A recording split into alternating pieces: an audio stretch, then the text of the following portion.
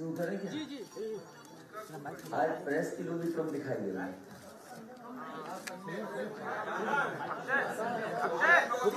ज्यादा है।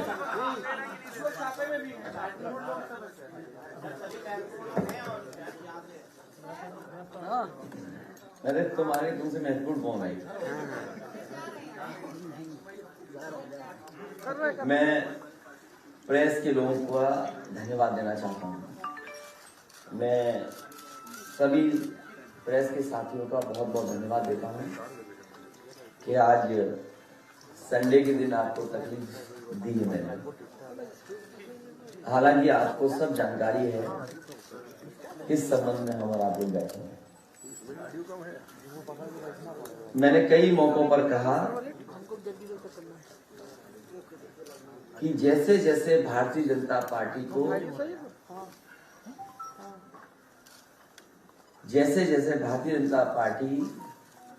हार सताएगी।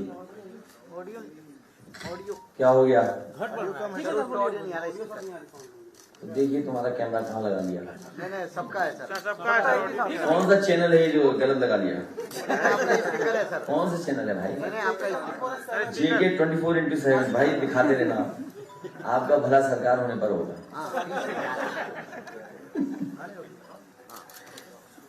मैं फिर एक बार शुरू करता हूं कि प्रेस के लोगों का धन्यवाद देता हूं कि आज के दिन आपको बुलाया, संडे के दिन। मैंने कई मौकों पर कहा जब आपसे बातचीत हुई कि भारतीय जनता पार्टी को जैसे जैसे हार सताएगी, उत्तर प्रदेश में उनके नेताओं की संख्या, उनके मुख्यमंत्रियों की संख्या और दिल्ली से आने वालों की संख्या बढ़ जाएगी। और इसमें भी कहीं हम लोगों को कोई शक नहीं था कि जहां पॉलिटिकल पार्टीज आएंगी या उनके नेता आएंगे, उनके सहयोग के लिए इनकम टैक्स, ED, CBI और भी संस्थाओं का सहारा लेकर के अटैक करने का काम करेंगे। अभी तक तो ये संस्थाएं उनके लिए थी जो सरकार में हैं, उनकी सरकार कैसे हटाएं, उसके लिए इन संस्थाओं का इस्तेमाल किया जाता था। लेकिन पहली बार देखने को मिल रहा है कि उत्तर प्रदेश में समाजवादी पार्टी की सरकार न बन जाए, इसके लिए इन संस्थाओं का भी इस्तेमाल होगा। पूरा देश जानता है कि जहां जहां चुनाव भारतीय जनता पार्टी हारने लगती है, इन संस्थाओं को आगे करती है। जहां तक ED, CBI या अपने कागजों को दिखाने का काम, हमें बहुत पुराना अनुभव है और इसलिए अनुभव है कि भारतीय जनता पार्टी भी कांग्रेस के रास्ते पर जा रही है। भारतीय जनता पार्टी वही तरीके अपना रही है जिसमें केंद्रीय जो एजेंसीज हैं उनसे कैसे डराया धमकाया जाए। लेकिन जिस तरीके का माहौल उत्तर प्रदेश में है, योगी सरकार बचेगी नहीं। जनता ने मन बनाया है कि योगी सरकार उत्तर प्रदेश में बनेगी और इनसे ज्यादा अनुपयोगी कोई हो नहीं सकता था जिसने उत्तर प्रदेश को बर्बाद किया। ये अनुपयोगी हैं। इन्होंने इतना नुकसान किया उत्तर प्रदेश की जिसकी आपकी कल्पना नहीं की जा सकती है। गृह राज्य मंत्री टेनी, कौन नहीं जानता उन पे आरोप क्या है। गृह राज्य मंत्री टेनी, उन पे क्या आरोप है? क्या दिल्ली की सरकार नहीं जानती? क्या उत्तर प्रदेश की सरकार नहीं जानती? और जब उत्तर प्रदेश की सरकार की जांच में उनके नाम आ गए और कहीं ना कहीं उनके ऊपर उंगली उठी है, तो आखिरकार सरकार क्यों बचा रही है उसको? क्या कारण है कि सरकार उन्हें बचाने का काम कर रही है। जो हमारे अन्नदाता हैं, जो अपने हक और सम्मान के लिए गए थे, अपने हक की लड़ाई को लड़ने गए थे, पीछे से थार जीप ने उन्हें कुचल दिया। किसानों की जान चली गई, पत्रकार की जान चली गई। दोषी कौन है? जांच में यह बात साफ है कि देश के गृह राज्य मंत्री उन पर उंगली उठी है, उनके बेटे पे उंगली उठी है, भारतीय जनता पार्टी के कार्यकर्ताओं पे उंगली उठी है। लेकिन आखिरकार सरकार क्यों नहीं सजा दे रही है? क्यों ध्यान हटाना चाहती है? मंच पर जो हंगामा हुआ, निषाद समाज के साथ जो धोखा हुआ, केवल निषाद समाज नहीं बल्कि पिछड़े, अति पिछड़े, दलित, अल्पसंख्यक और बड़ी संख्या में हमारे अगड़े लोग, ब्राह्मण समाज के साथ जो हुआ कौन नहीं जानता। और मंच पर किस खुशी के साथ बुलाया गया था निषाद समाज के लोगों को। उन्हें वादा किया गया था आपकी सब मांगे पूरी हो जाएंगी, आरक्षण मिल जाएगा। लेकिन मुझे खुशी है इस बात की कि निषाद समाज ने अपनी मांग को नहीं छोड़ा। उन्हें अगर मंच पे भी चढ़ना पड़ा होगा तो मंच पे चढ़ गए और सरकार के कानों तक अपनी आवाज पहुंचाने का काम किया। दिन रात लगे रहे उसमें कि ये खबर न चल जाए। बड़े बड़े अधिकारी लखनऊ से कोशिश करते रहे, दिल्ली तक दबाव बनाया कि ये खबरें न चल जाएं कि किस तरीके के निषाद समाज वहां पर अपने हक के लिए और अपने सम्मान के लिए लड़ रहा है। ये अनुपयोगी सरकार और कर भी क्या सकती थी? अनुपयोगी सरकार से उम्मीद भी क्या की जा सकती है? याद कीजिए जिस समय सरकार बनी थी इनकी, इन्होंने गंगा जल से मुख्यमंत्री आवास दिलवाया था। गंगा जल को पूरे मुख्यमंत्री आवास में छिड़कवाया था। कभी किसी मुख्यमंत्री ने ऐसा नहीं किया होगा जैसे ये अनुपयोगी मुख्यमंत्री ने करके दिखाया। पूरे के पूरे मुख्यमंत्री आवास में गंगा जल से छिड़काने का काम हुआ था।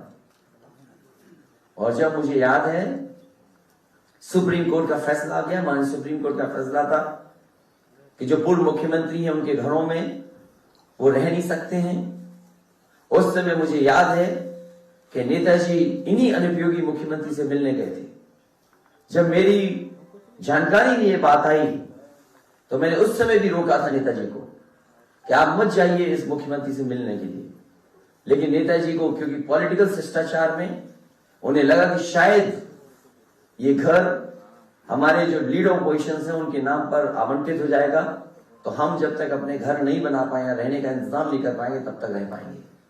लेकिन मुझे याद है जैसे ही नेताजी मुख्यमंत्री आवास से बाहर निकले हैं, उन्होंने दस्तखत कर करके और तुरंत नोटिस देकर के तुरंत घर खाली कराया जाए। ये अनुपयोगी सरकार। और कैसे कोई भूल सकता है कि सरकार बनते ही एक कुदाल मंत्री को निकाल दिया था इन्होंने। वो जहां जाते थे कुदाल लेकर के जाते थे। जेपी नायसी में कुदाल लेकर के गए, जो पुराना हेरिटेज एरिया डेवलप हुआ था वहां कुदाल लेकर के गए, कुदाल चलाते थे, खुद जांच करने जाते थे। और उन्होंने कहा कि ये बताइए इतना ऊंचा हेलीपैड क्यों बन गया। जब उन्होंने जेपी नायसी की ऊंची बिल्डिंग पर देखा कि यहां पर हेलीपैड बन गया है, हेलीपैड बना हुआ है, तो उन्होंने कहा ये डिजाइन रॉन्ग है, ये किसकी सूझबूझ है कि इसमें बन गया है हेलीपैड। और याद कीजिए जब उन्होंने कुदाल चलाई थी हेरिटेज एरिया पर, तो कुदाल पत्थर नहीं तोड़ पाई थी। जांच के बाद जांच, जांच के बाद जांच, उसके बाद जो ठेकेदार थे उन्हें फिर दल में ले लिया। और जांच चली रही है, लेकिन अभी भी वो जेपी नायसी अभी पूरी नहीं हुई है। इसी तरह एक्सप्रेस वे का कोई किलोमीटर नहीं बचा जिसको खोदा न गया हो। कोई किलोमीटर नहीं बचा जहां पर खोद करके न देखा गया हो। इस अनुपयोगी सरकार ने सभी तहसीलों के कागज निकलवा करके देखे। सब तहसीलें चेक करने की रजिस्ट्रियां हुई हैं कि किसके नाम पे हुई हैं। क्या मिला अनुपयोगी सरकार को? और यही रिवर फ्रंट, एक रंगी लोग क्या जाने जीवन में रंग का क्या महत्व है। ये नदी का किनारा गोमती फ्रंट, जिसमें रोशनी होती थी शाम को, ठेले लगते थे, कारोबार होता था, लोग आइसक्रीम खाने जाते थे, घूमते थे। लेकिन क्या की? जांच कर दी। और जांच पे क्या नहीं किया? ईडी, सीबीआई और जो कुछ हो सकता है सरकार पिछले 4.5 साल से कर रही है। गोमती साफ नहीं हो पाई। 900 मीटर केवल अगर बन जाता, 900 मीटर अगर नालों को न जाने दिया जाता, तो आज लखनऊ शहर में गोमती साफ बह रही होती। और इसीलिए उत्तर प्रदेश के अनुपयोगी मुख्यमंत्री जी, उन्होंने डुबकी नहीं ली, क्योंकि वो जानते हैं जो नदी हिंडन है वो गंदी है, जो नदी गोमती है वो गंदी है, यमुना नदी गंदी है, और जितनी भी सहायक नदियां जो जुड़ रही गंगा में, उन गंगा की नदियों में किसी की सफाई नहीं की गई। गंगा, मां गंगा के नाम पर जितना पैसा आया, इस भारतीय जनता पार्टी की सरकार ने लूटने का काम किया। कौन भूल जाएगा गोरखपुर की वो दुकानें टूटना? मुख्यमंत्री ने, अनुपयोगी मुख्यमंत्री ने अपनी दुकानों पर बुलडोजर चलाया। कागजों में कब सरकारी रोड इनकी दुकान बन गई और उसका मुआवजा उठा लिया।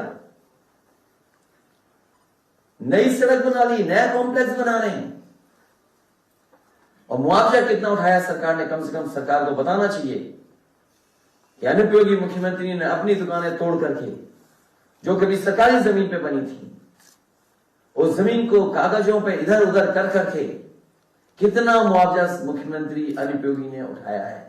और यही नहीं, जो यूनिवर्सिटी बनी है वो कभी तालाब था, वेटलैंड थी। आखिरकार किस कानून के अंदर लोगों पर दबाव बना करके वो पूरी वेटलैंड की जमीन, पूरी तालाब की जमीन को अपनी यूनिवर्सिटी में कब्जा कर लिया? इसलिए मुख्यमंत्री अनुपयोगी, याद रखें, सरकार जाने वाली है।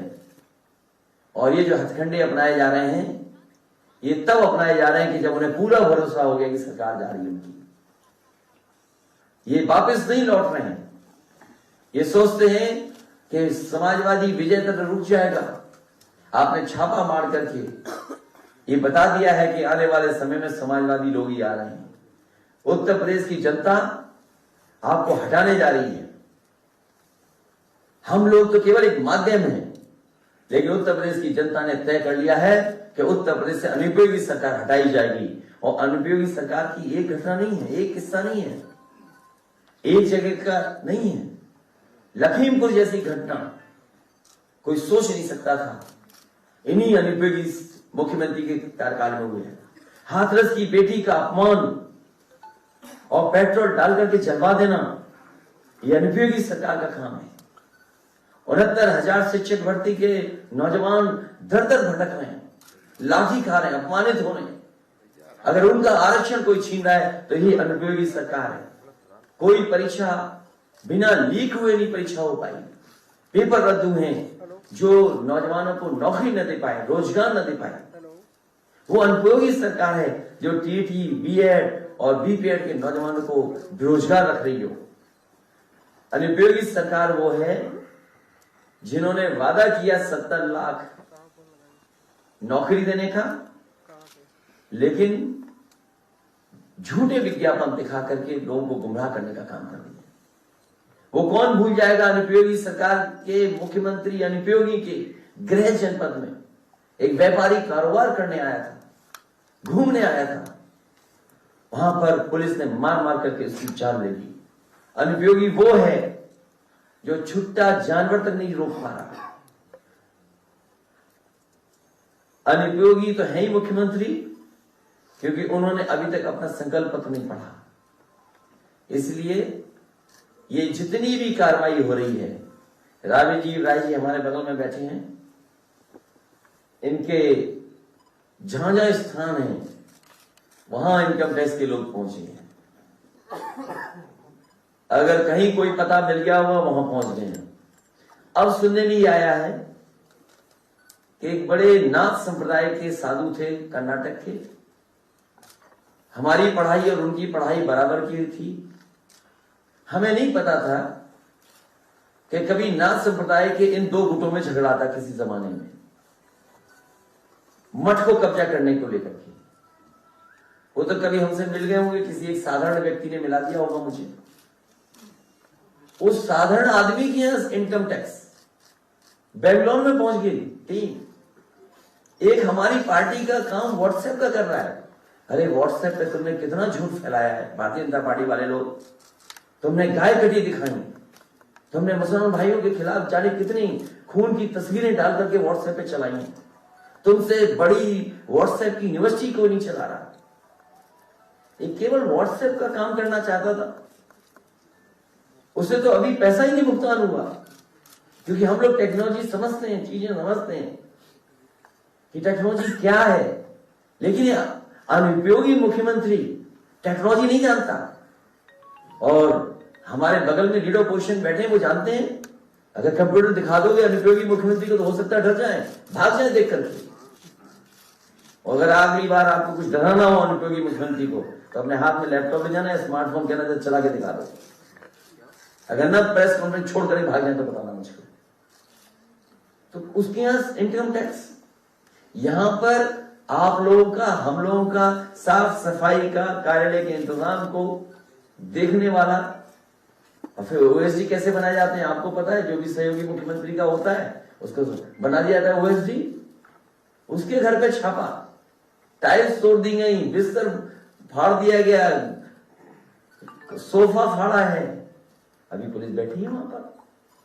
ये मैंने आपको एक बार इशारा किया था, याद कीजिए आपको, और एक मैंने टीवी इंटरव्यू में भी कहा था कि कन्नौज के चुनाव को हराने के लिए मुख्यमंत्री किस जाति के हैं, पुलिस का कप्तान कन्नौज का किस जाति का था, कानपुर में उस समय अधिकारी किस जाति का था, डीजीपी किस जाति का था। ये चारों मुख्यमंत्री आवास में बैठ करके साजिश कर करके कन्नौज का चुनाव हराने का काम किया था। मैं जानना चाहता हूं जो जाति के आधार पर बात करते हैं, ये चारों किस जाति के लोग थे, किस जाति से संबंध रखते थे चारों लोग। हमें कोई बताए ये चारों के चारों अधिकारी किस जाति के थे। इसलिए ये चुनाव हारने जा रहे हैं। उत्तर प्रदेश की जनता ने इन्हें चुनाव हरा दिया है। ये कितने भी साजिश कर लें, कितने भी षड्यंत्र कर लें, समाजवादी विजय रथ रुकने वाला नहीं है। समाजवादी विजय रथ उसी दिन रुकेगा जिस समय कालिदास में समाजवादी सरकार जनता बनवा देगी। आप सबका बहुत बहुत धन्यवाद। संजय निषाद ने पहले कहा कि हम जो है उनका वीडियो दिखा दो अगर किसी के पास हो। अगर संजय निषाद जी वाला, एक बार संजय निषाद जी वाला वीडियो चलवाइए। ये दिल्ली से फोन का कमाल है। और मैं आपसे कहना चाहता हूं, ये बात वीडियो देख लो, उसके बाद सवाल पूछिएगा। जिस टाइम पर रेड हुई है, ये टाइमिंग जो है वोटों का नुकसान करेगी। निश्चित रूप से खराब है। ये रेड 6 महीने पहले, 1 साल पहले पड़ना चाहिए। आखिर वो एक दिन में तो नहीं खराब हुआ ना, एक दिन में तो नहीं वो अपराधी है गलत रास्ते में। उनके वो फाइल, वो तो अगर व्यापार कर रहा है, अवैध पैसा रखा है तो 2, 4, 5, 10 साल से पहले होगा। कहाँ इनकी खुद एजेंसी थी, कहाँ इनके अधिकारी थे। ये 1 साल 1.5 साल पहले रेड डालते, वो गुस्सा लगवा देते हैं। उनके नात रिश्तेदार, उनके वर्ग के लोग गुस्से में आ जाए, अब सरकार के खिलाफ लोग वोट डालते हैं। तो ये अधिकारी भी मान के चलो कि सरकार के खिलाफ निगेटिव वोट पैदा कर रहे हैं, निगेटिव प्रचार करके ऐसे अधिकारी ऐसे गलत समय पर डालते। इस समय जो हुआ इससे नुकसान होगा, निश्चित रूप से नुकसान होगा। कुछ उनके बिरादरी के लोग गुस्से में आएंगे। हम कहते हैं कि गलत क्या है, सही क्या हो, कोर्ट फैसला करती है। रेड डाल देना, किसी को पकड़ के बंद कर देना, ये तुरंत उसको आने स्पॉट पे अधिकारियों का कारनामा। निश्चित रूप से अधिकारी ऐसे हैं जो गलत कारनामे कर रहे हैं।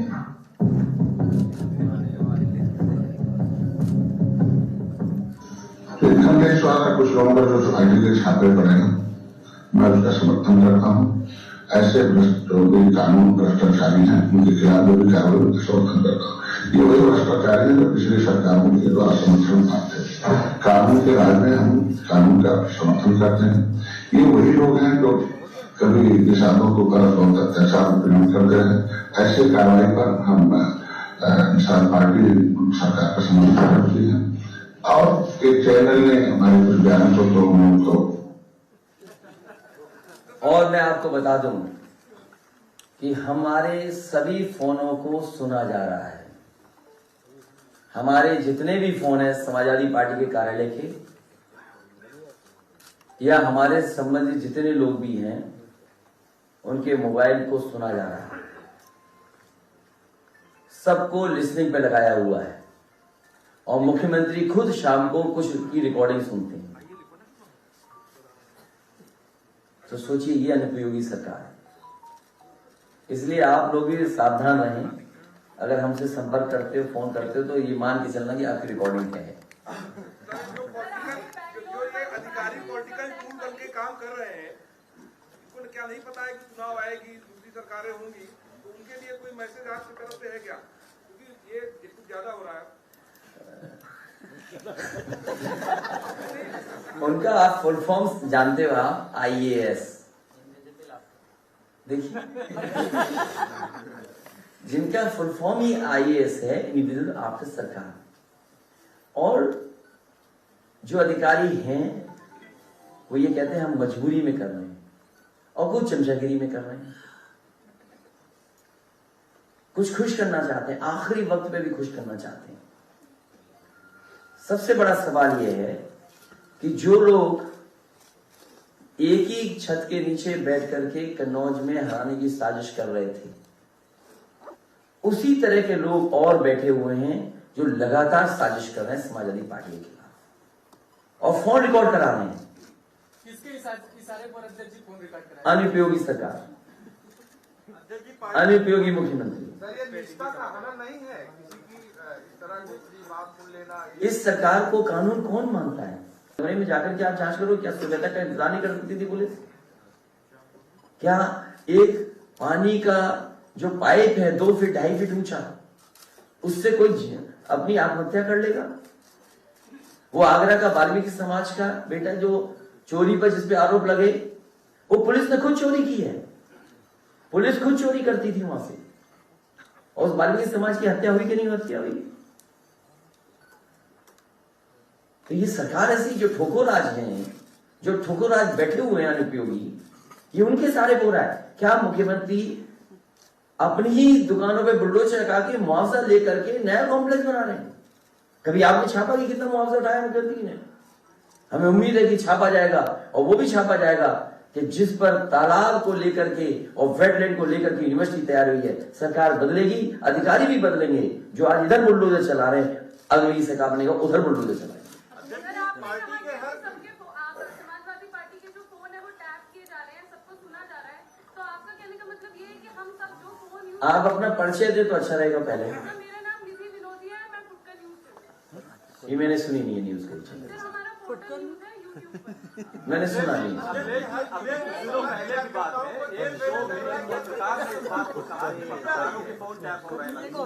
किसने कहा?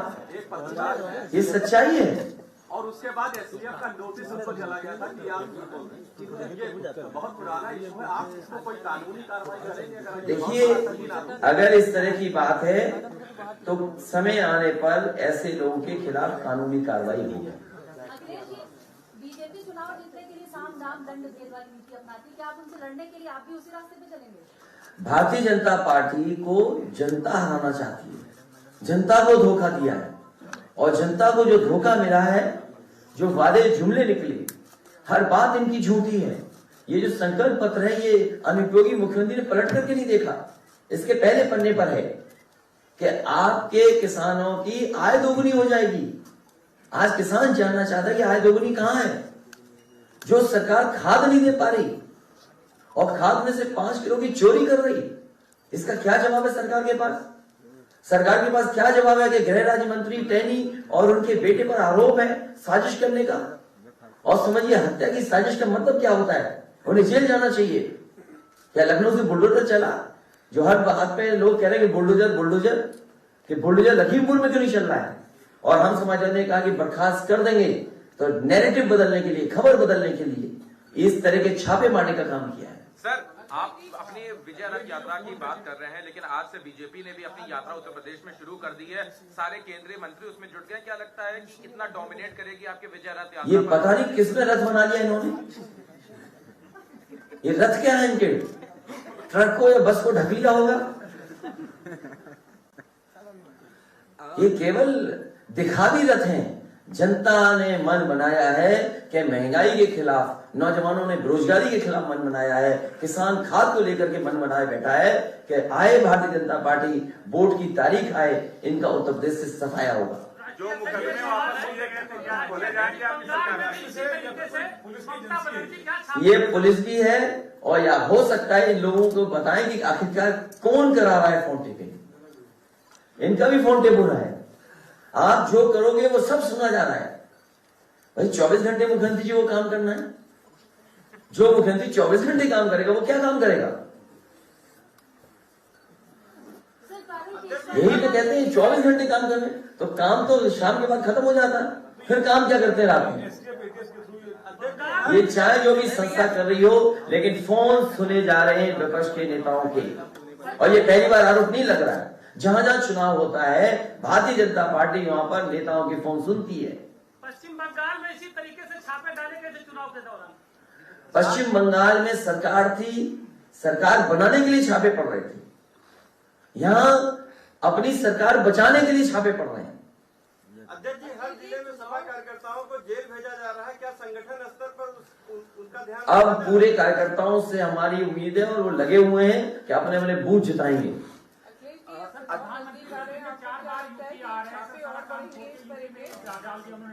अभी आपने कहा कि आपके जो जाने वाले हैं या जो आपके साथ काम करते हैं उनके यहाँ छापे पड़ रहे हैं। चुनाव जैसे नजदीक आएंगे छापे और पड़ेंगे, और कहीं आपको लगता है कि आप भी उनके निशाने पे हैं?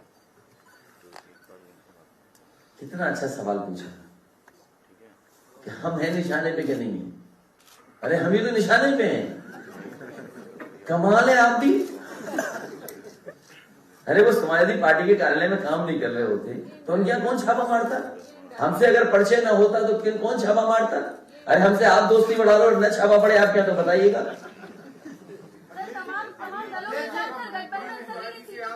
और जैसे ही सीटों को लेकर फॉर्मूला नहीं बता रहे, नहीं सीटों गठबंधन कर रहे थे। ये समय अभी गठबंधन का नहीं है। अभी आपने सुना दिल्ली से फोन आया, गठबंधन की भाषा बदल गई। और मैं आपसे कह रहा हूं जैसे ही शुभ दिन आएंगे, ये सरकार डरी हुई है। सरकार अपने मंत्रियों को, अपने विधायकों को बचाना चाहती है। अभी 2 विधायक मास्क लगा के आगे पार्टी कार्यालय में। हमने कहा जल्दी जाओ नहीं तो छापा पड़ जाएगा तुम्हारे पे भी। पूछिए, लगाए थे मास्क? तो ये कई मंत्री, कई विधायक आना चाहते हैं। ये अपनी पार्टी उनकी ना टूट जाए, इसलिए भी डरा रहे हैं कि हाँ विपक्षी लोग छापा मारेंगे। क्या ये हमें नहीं पता? इसी हॉल में एक LIU का अधिकारी बैठा था, इसी हॉल में हमने शिकायत की, बताओ क्या कार्रवाई हुई? वो एक पत्रकार बनकर आया था यहाँ पर, इसी हॉल में, यहीं पर। नहीं, अभी तो दूसरे तरीके से होंगे, वो मुझे जानकारी नहीं है। लेकिन समाजवादी पार्टी के नेताओं के फोन टैप किए जा रहे हैं और ये छापे और इस तरह का डर भारतीय जनता पार्टी को है, क्योंकि जनता के लिए कोई काम नहीं किया, संकल्प पत्र को नहीं किया पूरा, इसलिए भारतीय जनता पार्टी घबराई हुई है। कि ये जो सरकार है 4.5 साल में लव जिहाद, ट्रिपल तलाक, गोकशी और सीए प्रदर्शन के नाम पे हजारों लोगों, ये भारतीय जनता पार्टी ने अपना संकल्प पत्र भी भुला दिया है। मैं राजीव राजी से कहूंगा कि अपनी बात कहें। बाबू थोड़ा सा नीचे कर दो, दबा दो।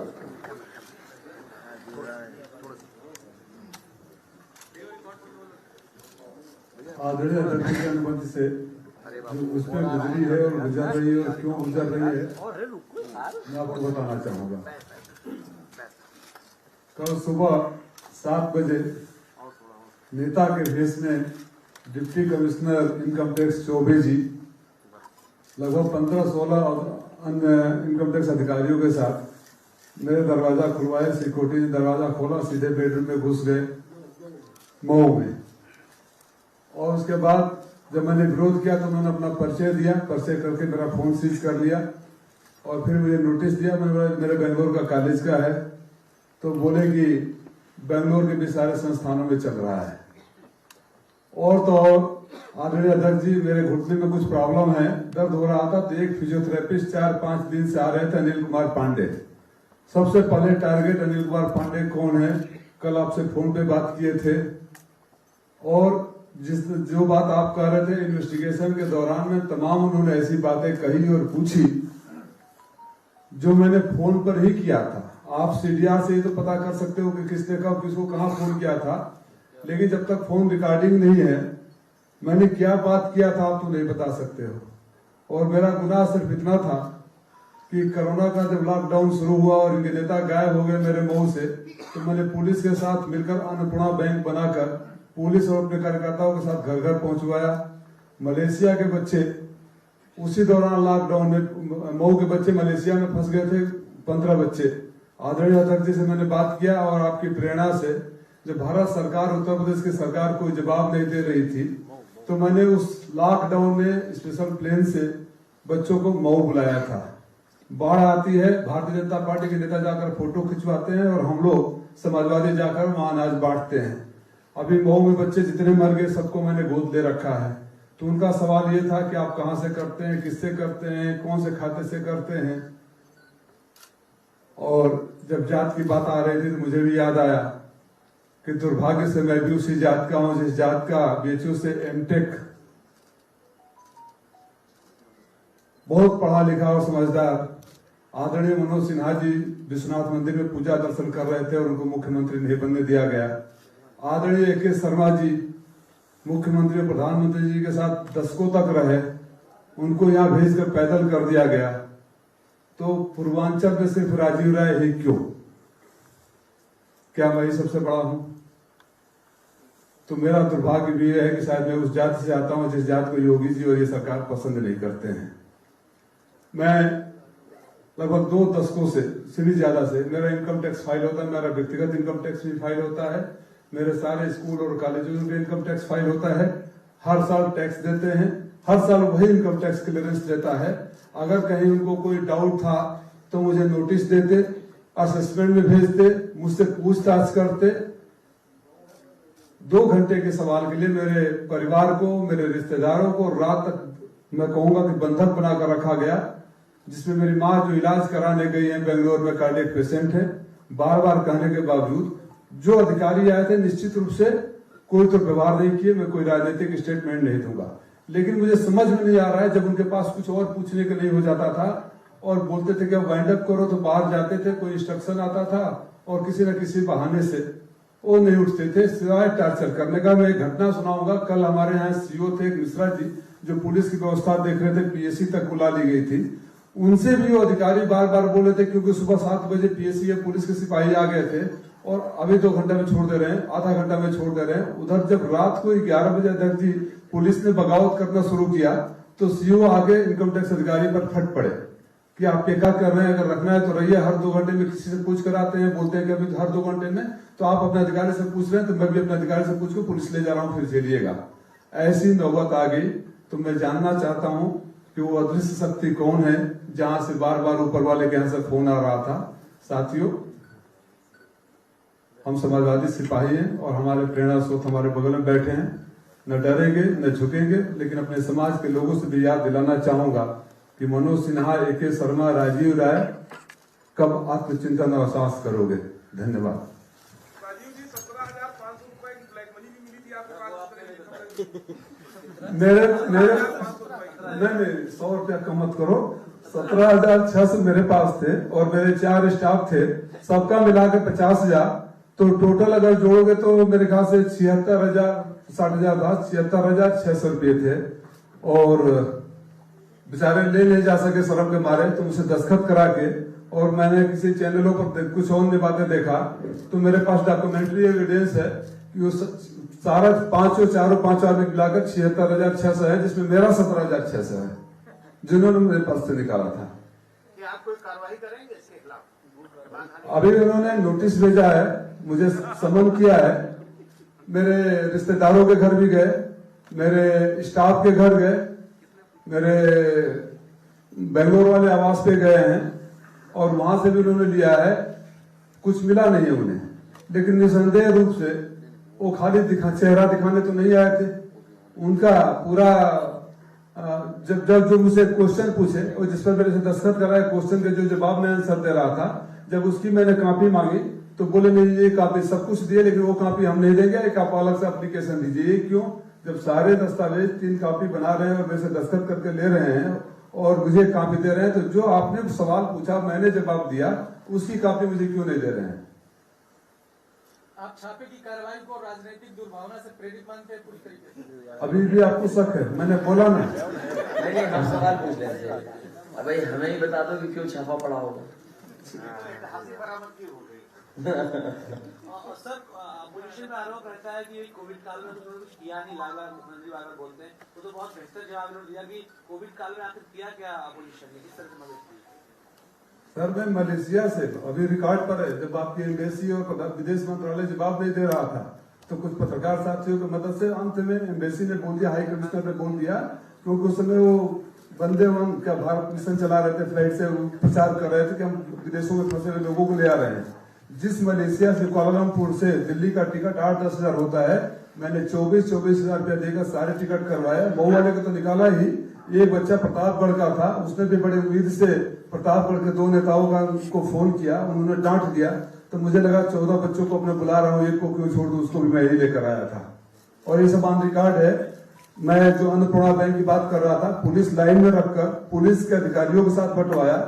जो मैंने बच्चों को गोद लिया वो आज भी वही है, और जिस बच्चों को गोद लिया वहां के भारतीय जनता पार्टी के नेता जाकर उस घर से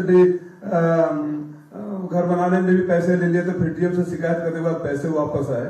तो इनकी समस्या यह है कि कुछ करेंगे नहीं, करने वालों को सजा देंगे। कोई बात नहीं, हम लोग तो समाजवादी हैं। जहां तक मदद की बात है, तो भी एक बात निकल के आ गई।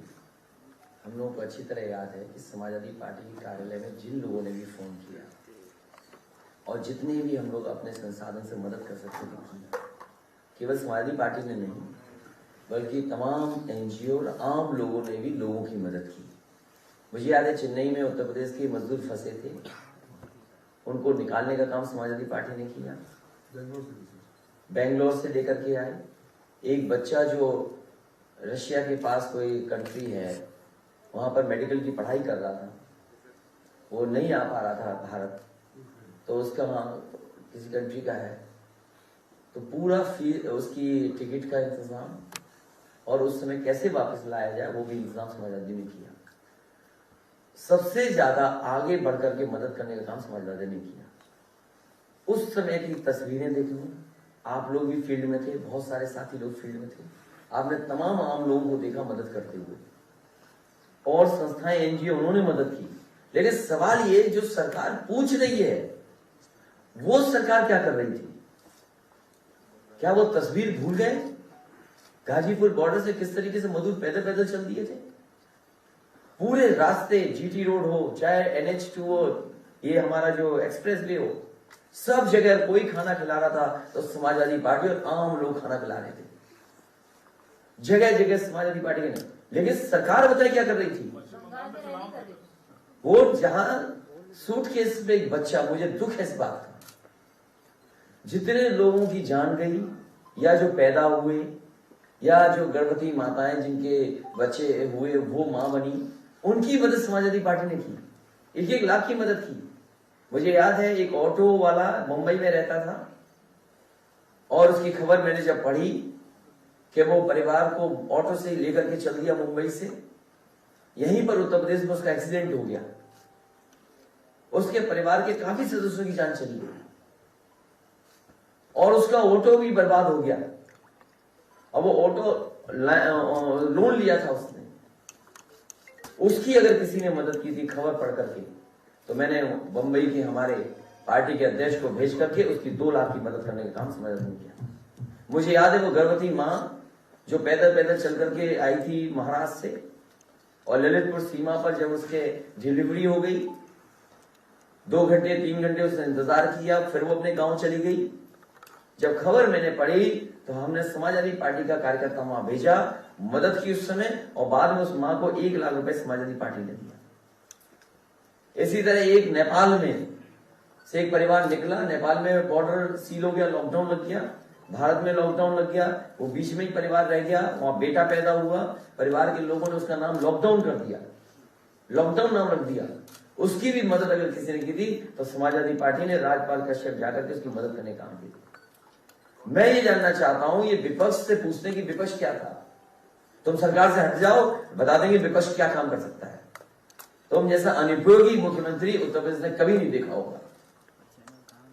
अखिलेश जी, आप लगातार मुख्यमंत्री जी को अनुपयोगी मुख्यमंत्री बता रहे हैं, और जो सरकारी आयोजन होते हैं उसके जो विज्ञापन छपते हैं उनमें मुख्यमंत्री जी के साथ एक और चेहरा दिखाया जाता है, हमारे माननीय प्रधानमंत्री जी का। उनके विषय में आप क्या कहेंगे? शहीद फौजी भाइयों का हक मारने में Uttar Pradesh number 1। Mid day meal में बच्चों के नमक रोटी खिलाने में Uttar Pradesh number 1। Mid day meal की धांधली को उजागर करने वाले पत्रकारों को जेल में डालने में उत्तर प्रदेश नंबर 1। गरीब बच्चों के मिड डे मील बजट के बड़े बड़े होर्डिंग लगाने में उत्तर प्रदेश नंबर 1। बिना बिजली सप्लाई वाले स्कूलों में उत्तर प्रदेश नंबर 1। बिना शौचालय वाले स्कूलों में उत्तर प्रदेश नंबर 1। बिना पानी की व्यवस्था वाले स्कूलों में उत्तर प्रदेश नंबर 1। बिना फर्नीचर वाले स्कूलों में उत्तर प्रदेश नंबर 1। कुपोषित बच्चों की संख्या में उत्तर प्रदेश नंबर 1। खून की कमी से मरने वाली महिलाओं की संख्या में उत्तर प्रदेश नंबर 1। टीबी से मरने वाले लोगों की संख्या में उत्तर प्रदेश नंबर 1। भूख से मरने वाले लोगों की संख्या में उत्तर प्रदेश नंबर 1। प्रसव के दौरान मरने वाली महिलाओं की संख्या में उत्तर प्रदेश नंबर 1। कोरोना बीमारी के दौरान दवाइयों की काला बाजारी करने में उत्तर प्रदेश नंबर 1। सम्मानित नागरिकों को बिना इलाज के मारने में उत्तर प्रदेश नंबर 1। जापानी बुखार से मरने वाले बच्चों की संख्या में उत्तर प्रदेश नंबर 1। अब बीमारी बदल दी उन्होंने, दूसरी बीमारी नाम लिखते जिससे जापानी बुखार ना बोला जाए। कोरोना से मरे लोगों की गंगा में लाशें बहाने में उत्तर प्रदेश नंबर 1। कोरोना से मरे लोगों की लाशों को रेत में दफन करने में उत्तर प्रदेश नंबर 1। गंगा के किनारे दफन की गई लाशों के ऊपर से कफन उतारने में उत्तर प्रदेश नंबर 1। कोरोना से मरे लोगों के हजारों लाखों चिताओं में जलने में उत्तर प्रदेश नंबर 1। पंचायत चुनाव के दौरान अध्यापकों की बलि देने में उत्तर प्रदेश नंबर 1। 1600 से अधिक अध्यापकों की मौत को सिर्फ 3 बताने में उत्तर प्रदेश नंबर 1। 70 लाख नौकरी देने का वादा करके अपने ही वादे से पलटने में उत्तर प्रदेश नंबर 1। रोजगार मांगने वाले नौजवानों पर लाठी चलाने में उत्तर प्रदेश नंबर 1। बेरोजगारी से तंग आकर नौजवानों की आत्महत्या में उत्तर प्रदेश नंबर 1। बेरोजगार नौजवानों द्वारा की गई आत्महत्या के आंकड़े छिपाने में उत्तर प्रदेश नंबर 1। सरकारी विभागों में सबसे ज्यादा खाली पड़े पदों में उत्तर प्रदेश नंबर 1। प्रदेश के युवकों को अयोग्य बताकर के नौकरी न देने में उत्तर प्रदेश नंबर 1। नौजवान पीढ़ी का भविष्य बर्बाद करने में उत्तर प्रदेश नंबर 1। सरकारी स्कूलों की दुर्दशा में उत्तर प्रदेश नंबर 1। गरीब बच्चों की छात्रवृत्ति के बजट का पैसा काटने में उत्तर प्रदेश नंबर 1। बेगुनाह लोगों को जेल में डालने में उत्तर प्रदेश नंबर 1। माननीय न्यायालय की अवहेलना करने में उत्तर प्रदेश नंबर 1। माननीय न्यायालय की अवहेलना करने में उत्तर प्रदेश नंबर 1। मंत्रियों द्वारा अपने ऊपर लगे मुकदमों को खारिज करने में उत्तर प्रदेश नंबर 1। पूरी दुनिया में कोई मुख्यमंत्री ऐसा नहीं बना होगा या किसी स्टेट का हेड जिसने अपने मुकदमे खुद वापस लिए हो, उसमें नंबर 1 उत्तर प्रदेश के अनुपयोगी मुख्यमंत्री। निर्दोष लोगों पर राजद्रोह का मुकदमा करने में उत्तर प्रदेश नंबर 1। महिला असुरक्षा में उत्तर प्रदेश नंबर 1। अपराधी और बलात्कारी नेताओं मंत्रियों को संरक्षण देने में उत्तर प्रदेश नंबर 1। देश में आपराधिक घटनाओं में उत्तर प्रदेश नंबर 1। विशेष जाति और धर्म के लोगों पर अत्याचार करने में उत्तर प्रदेश नंबर 1। धर्म और जाति के नाम पर समाज में नफरत फैलाने में उत्तर प्रदेश नंबर 1। पुलिस हिरासत में होने वाली मौतों में उत्तर प्रदेश नंबर 1। किसानों की आय दोगुनी करने का झूठा वादा करने में उत्तर प्रदेश नंबर 1। गरीबी और कर्ज से तंग आकर किसान आत्महत्या में उत्तर प्रदेश नंबर 1। किसानों की आत्महत्या के आंकड़े छिपाने में उत्तर प्रदेश नंबर 1। दूसरे के काम को अपना काम बताने में उत्तर प्रदेश नंबर 1। राम नाम जपना पराया माल अपना बताने में उत्तर प्रदेश नंबर 1। एक सवाल है मेरा, और जो हमारे साथी ने सवाल पूछा है, ये तमाम नंबर 1 क्या दिल्ली वाले नहीं जानते? कम से कम इसी से समझ लेना चाहिए था कि जब डुबकी उनसे लगवा दी, खुद डुबकी नहीं मानी, इसलिए क्योंकि मुख्यमंत्री अनुपयोगी को पता है कि वहीं से लाश बह के गई थी। और फिर आप तो तस्वीरें भूल जाते हो कि अभी 4 पहिए की गाड़ी से खुद चल दिया और खुद पैदल चले। अनुपयोगी मुख्यमंत्री को पैदल कर दिया। अभी तो जनता को मौका मिलेगा पैदल करने का। और आप भी जानते हो अंदरूनी इतनी लड़ाई है कि इंजन एक दूसरे में टकरा रहे हैं। ये डबल इंजन की सरकार नहीं है जो बिजली की बातें लंबे लंबे भाषण देते हैं कि बिजली में ये कर दिया। मुझे ये बताओ, उत्तर प्रदेश की जनता ने भारतीय जनता पार्टी की 2 बार सरकार बनाई दिल्ली में, क्या उत्तर प्रदेश का बिजली का कोटा बढ़ गया? अगर उस समय के जिलाधिकारी प्रांजल ने मुझे न बताया होता तो भारतीय जनता पार्टी के बुजुर्ग नेता का स्वर्गवास हो गया होता। वो भूख हड़ताल में बैठे थे और कह रहे थे कि जब तक वाराणसी में बिजली 24 घंटे नहीं होगी तब तक हम भूख हड़ताल से नहीं हटेंगे। उस समय के जिलाधिकारी ने मुझे बताया, मैंने उसी समय श्याम राव चौधरी जी को बुलाया और लालजी टंडन जी उनके साथ थे, दोनों को बुला करके मैंने उनका अनशन तुड़वाया और कहा कि उसी दिन से 24 घंटे बिजली वाराणसी को देंगे। एक लोग जा चुके हैं, स्वर्गवास हो गया, एक अभी जिंदा है। जो लोग आरोप समाजवादी पार्टी पे लगाते हैं, जाकर के उनसे पूछें कि 24 घंटे में बिजली देने का काम किस सरकार ने किया था। और सीबीआई के बाद एक सर जो फेक वीडियोस है वो भी एक मुद्दा आपके लिए रहेगा। अभी से मीम्स और तमाम अभी आप देखिए, ये जनता ने मन बना लिया है, जनता बदलाव चाहती है और जनता ने पूरी ईमानदारी से परिवर्तन का माहौल बना करके मन बना के बैठे हुए हैं। जिस दिन तारीख तय होगी चुनाव की, उस दिन आप देख लीजिएगा उत्तर प्रदेश में भारतीय जनता पार्टी का सफाया होगा। सर, बीजेपी कह रही है कि राष्ट्रीय अध्यक्ष जी अखिलेश यादव जी सपना जीवी हो गए हैं, कल को ये न कह दें कि ताजमहल कुतुब मीनार भी हमने बनाया। इतना प्यार ताजमहल से कब आ गया इनको? अभी तक तो हमारे शिलान्यास के उद्घाटन कर रहे थे। गंगा एक्सप्रेस वे, मायावती जी का स्टेट नहीं पड़ा, उनका बहुजन समाज पार्टी के नेता है, बताओ उनका शिलान्यास कर दिया। बताइए, अध्यक्ष जी हमारा एक सवाल है, इनका अपना कोई विजन नहीं है। मेरा सवाल ये है कि लखनऊ में ओमिक्रॉन वेरिएंट के 12 केसेस मिले हैं, जिस तरह से छापेमारी का सिलसिला चुनाव के वक्त शुरू हुआ है योगी सरकार में, आपको क्या लगता है चुनाव की तारीखों को कोविड की आड़ में एक्सटेंड किया जा सकता है? देखिए, ओमिक्रॉन दुनिया में कई जगह पर बहुत फैला है, कई जगह पर सरकारें फैसला ले रही हैं अलग अलग तरीके से और स्कूल कॉलेजेस चल रहे हैं कई जगह। मान लीजिए लंदन ही है, वहां जाने कितने बड़े पैमाने 60-70-80 हजार तक केसेस पहुंच गए हैं, दुनिया के दूसरे स्टेट पहुंचे हैं, लेकिन अभी उत्तर प्रदेश में नहीं आया। अभी सबसे बड़ा चीज है अनुपयोगी सरकार को हटाना। बीमारी से ज्यादा जरूरी है कि अनुपयोगी सरकार को हटाए। सवाल ये था कि छापेमारी से क्या फर्क पड़ रहा है? आप पे तो नहीं छापा पड़ रहा। आप अगर सच्ची खबर दिखा दोगे तो छापा पड़ सकता है। मैं कहूंगा कि आप कोई ऐसी बात ट्वीट कर दो ईमानदारी से, सही बात, तो अभी हमें जेल में मिलने जाना पड़ेगा। वहां टेस्ट होकर ही जेल भेजा जाएगा, RT-PCR आपका हो जाएगा तो पता लग जाएगा ओमिक्रॉन हुआ है कि नहीं हुआ है।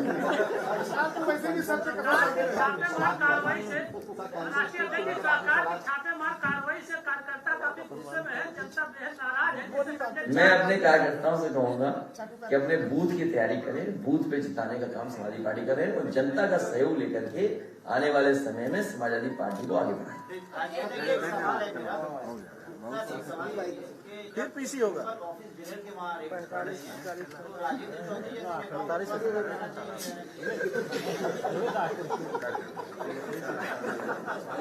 चलिए सर, धन्यवाद। भारत क्या बताऊं मैं आपको, हो सकता है इनके भी छापा पड़े, लेकिन इनकी मदद आप ही करना। बीजेपी को हराना है, इलेक्शन कमीशन और ईवीएम से कैसे? ये बातें अब नहीं होनी चाहिए इस समय। उत्तर प्रदेश का चुनाव हमारे लिए मुख्य है और जनता पूरी तरीके से तैयार है भारतीय जनता पार्टी का सफाया करने के लिए, इसलिए बिल्कुल ध्यान इधर उधर मत करिए। और ये जो सवाल आपका ये होना चाहिए कि क्या हमारे समाजवादी विजय रथ की रफ्तार तो नहीं कम होगी, रफ्तार और बढ़ेगी, साइकिल और तेजी से भागेगी। समाजवादी लोग घबराने वाले लोग नहीं है। को लेकर के कोविड काल में आपने सलाह दिया था बीजेपी को और आखिरकार बीजेपी ने वहां पर तमाम सुविधाएं की। इसके बाद आज भी आप कोई सलाह देंगे बीजेपी को? सरकार से चले जाएं, हट जाएं तुम। तुरंत हट जाए सरकार से। क्या मानेंगे वो हमारी बात? तो उस समय मान लिया था ना। तो मान लिया भी, तुरंत चले जाए, हट जाए सरकार से। अखिलेश जी, फोन टैपिंग को लेकर के अगर आपने सैंक्शन किया था तो आपके पास कोई डॉक्यूमेंट्स होंगे, कोई ऐसा आदेश? आप अपना परिचय दीजिए पहले। पारुल केशवानी, शरणार्थी की सीधे। मेरी आपसे एक मदद है, चाहिए कि कृपा कर करके, हम सरकारी कागजों में नहीं घुस पाएंगे, कुछ कागज हैं वो भिजवा देंगे आपको। आप वहां पर पूछिए जाकर के कि बताइए जमीन सबसे पहले किसने लेना शुरू किया और किसकी कैबिनेट से पास हुआ। सब चीज जानते हुए भी सवाल पूछते हैं, सब जानते हुए भी कुछ लोग सवाल पूछा करते हैं।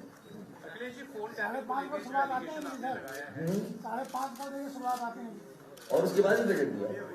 वहाँ शौचालय नहीं था, शौचालय बनाया सबसे पहले, वो भी शौचालय तोड़ दिया।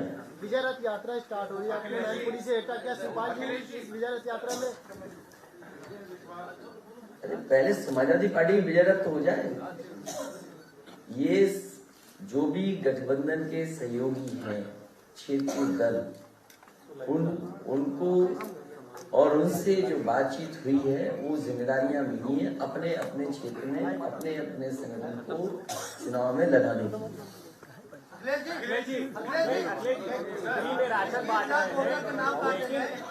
ये राशन अभी नाम नहीं जोड़े गए। हाँ, ये बहुत महत्वपूर्ण सवाल पूछा साथी, पूछिए। हाँ, ये ठीक सवाल है। नहीं, आप नहीं, इनका राशन फ्री में राशन बांट रहे हैं, लेकिन अभी कुछ देर पहले राशन न मिलने से लोग बवाल कर रहे हैं, वहाँ पर परेशान हो रहे हैं।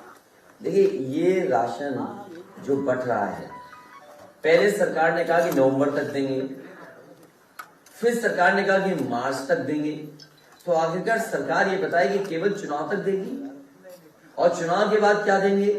इसलिए समाजवादी पार्टी ने कहा है कि गरीबों को पौष्टिक खाना और पौष्टिक राशन, अगर घी, दूध या सरसों का तेल उपलब्ध कराना पड़ेगा तो समाजवादी सरकार में उन गरीबों को दिया जाएगा।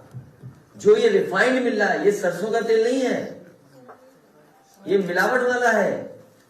ये गरीब के लिए पौष्टिक तेल नहीं है खाने के लिए। ये फर्क है समाजवादी पार्टी और इनके में फर्क में, कि ये समाजवादी पार्टी ने जब गरीबों को बुंदेलखंड में समाजवादी पैकेट के माध्यम से खाना दिया था, दाल दी थी, आलू दिए थे, चावल दिए थे, आटा दिया था, घी दिया था 1 किलो, सरसों का तेल 2 किलो दिया था, मिल्क पाउडर 1 किलो दिया था, तो ये समाजवादी पैकेट था। चीनी थी, चाय, मतलब तमाम नमक, हल्दी सब कुछ दे दिया था। ये समाजवादी पैकेट था।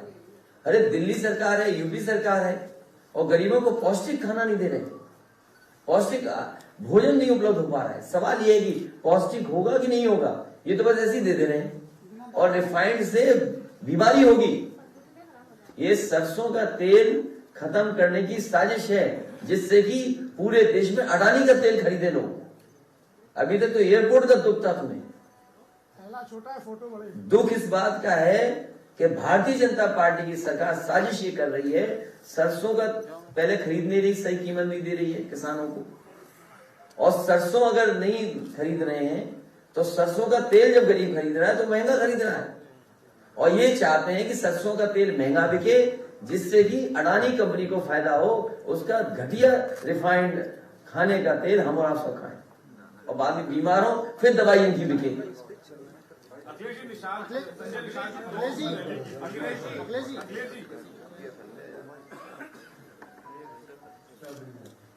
संजय निषाद जी ने लखनऊ में रैली की और तो समाज के लोगों से कहा था कि आरक्षण का ऐलान होगा।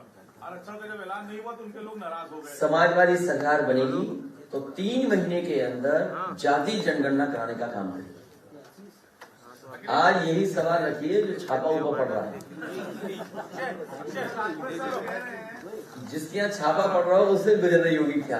हम और आप यहाँ बैठे आराम। क्या एलिगेशन है, सच नहीं है ये? आओ हमसे बात कर लो, कुछ साजिश करो, सरकार के खिलाफ ना उठा लिए जाओ तो कहना हमसे। हमें कहीं नहीं जाना, हमने आपको बता दिया। समय आने पर ऐसे अधिकारी को हिसाब किताब होगा जो रिकॉर्ड कर करके दे रहे हैं।